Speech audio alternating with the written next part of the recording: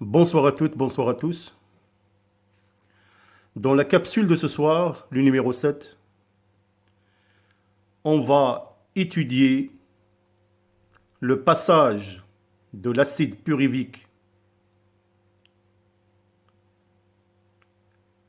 dans la matrice mitochondriale pour poursuivre son catabolisme lors du phénomène de la respiration cellulaire. Alors, comme vous pouvez le remarquer sur le petit schéma, que la molécule pyruvate va transiter, traverser la double membrane mitochondriale, donc bien évidemment grâce à des protéines de transport pour être dégradée et transformée en acétyl-coenzyme A.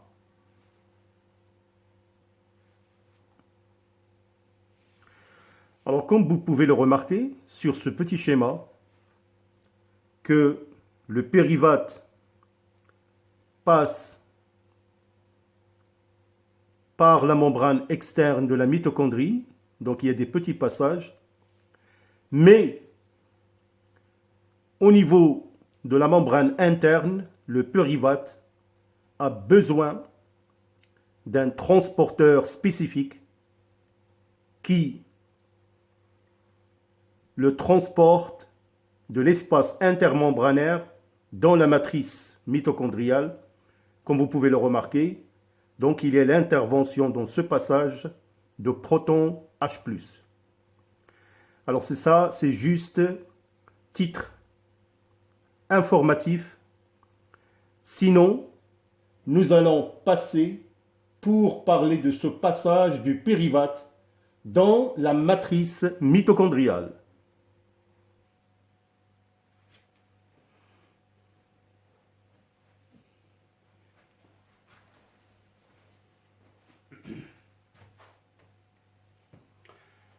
Alors donc, on va parler du passage du pyruvate ou l'acide pyruvique dans la matrice mitochondriale. Alors notez que le pyruvate produit lors de la glycolyse pénètre dans la mitochondrie, puis subit une oxydation complète qu'on peut étudier en 3 phases. Alors nous allons bien évidemment étudier l'ensemble du catabolisme de l'acide pyruvique au niveau de la matrice mitochondriale. Pour mieux le comprendre, je vais le subdiviser en 3 phases.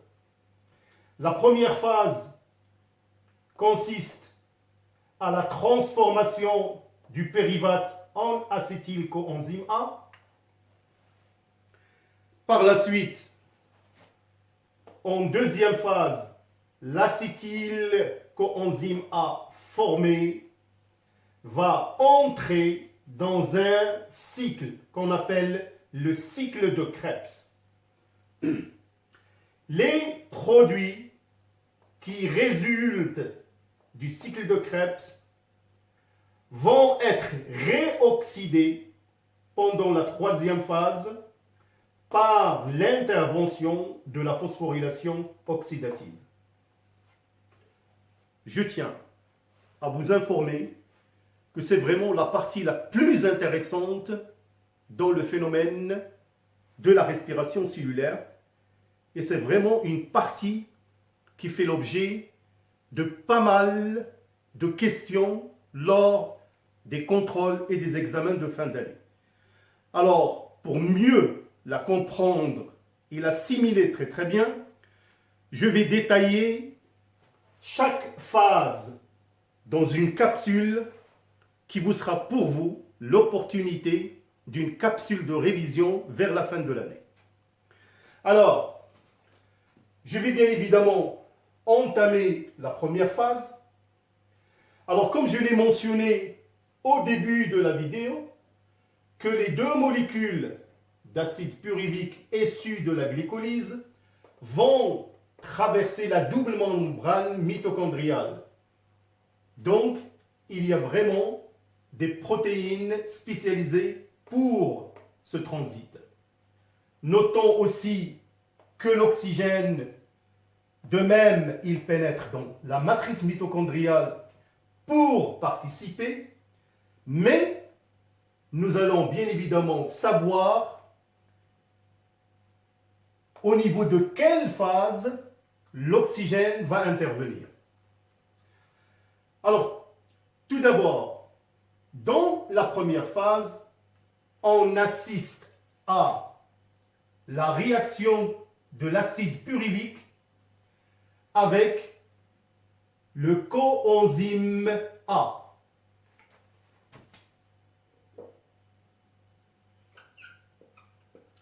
Alors, puisque il s'agit de deux molécules d'acide pyruvique, donc bien évidemment, je vais calculer la réaction en termes de deux molécules.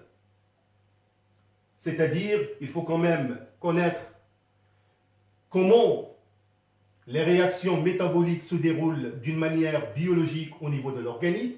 C'est que chaque molécule d'acide pyruvique, bien évidemment, va subir la même réaction pratiquement dans tout l'espace matriciel de la mitochondrie. Mais là, je raisonne en matière de nombre. Alors, qu'est-ce qu'on remarque? Qu'au cours de cette réaction, on assiste à une décarboxylation de l'acide pyruvique, donc élimination par du dioxyde de carbone, une molécule par molécule d'acide pyruvique, et on assiste en même temps à une réduction du transporteur du genre NAD+, en NADH+,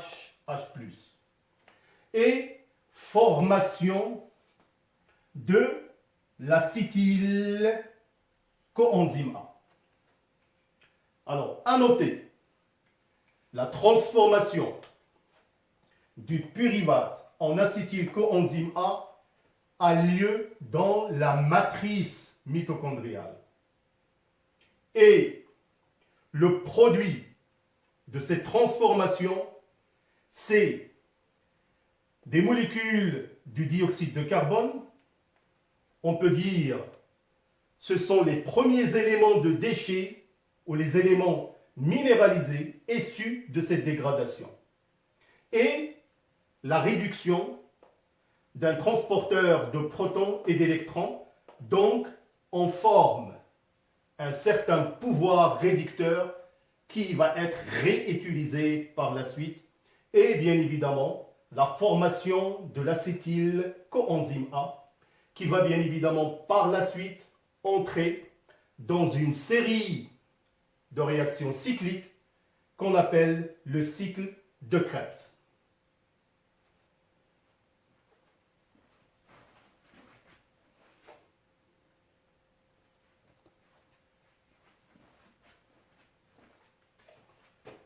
Alors donc de ce fait, on peut établir le bilan de la réaction pendant cette première phase. Donc deux molécules d'acide pyruvique, bien évidemment, vont réagir avec deux molécules de NAD+, plus deux molécules du coenzyme A, et le produit sera donc deux molécules d'acétyl coenzyme A, plus deux molécules de dioxyde de carbone, plus deux molécules de NADH, H+ réduit. Je tiens encore une fois à le préciser que toutes ces réactions, bien évidemment, que ce soit de décarboxylation ou de déshydrogénation de l'acide pyruvique, et sont bien évidemment catalysées par des enzymes spécifiques. Alors donc, pour terminer pour cette capsule concernant cette première phase, nous allons bien évidemment voir quelques schémas qui vont nous permettre de suivre dans un premier temps le cheminement de l'acétyl coenzyme A, comment il va bien évidemment intervenir dans le cycle de Krebs. Alors ce processus sera l'objet de la vidéo numéro 8.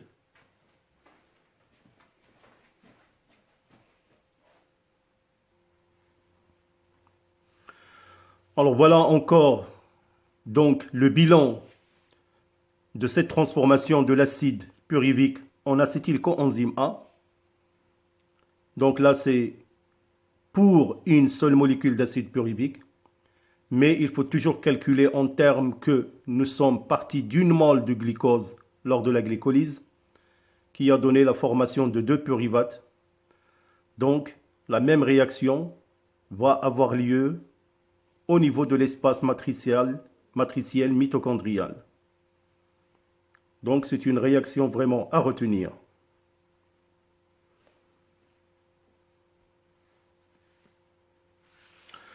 Alors donc d'après ce petit schéma qui va nous permettre bien évidemment de prévoir le devenir de l'acétylcoenzyme A une fois formé. Alors comme je vous ai dit, ce dernier va participer dans un ensemble de réactions cycliques appelé le cycle de Krebs ou le cycle carboxylique ou le cycle citrique. Alors, la capsule numéro 8 va être consacrée au cycle de Krebs.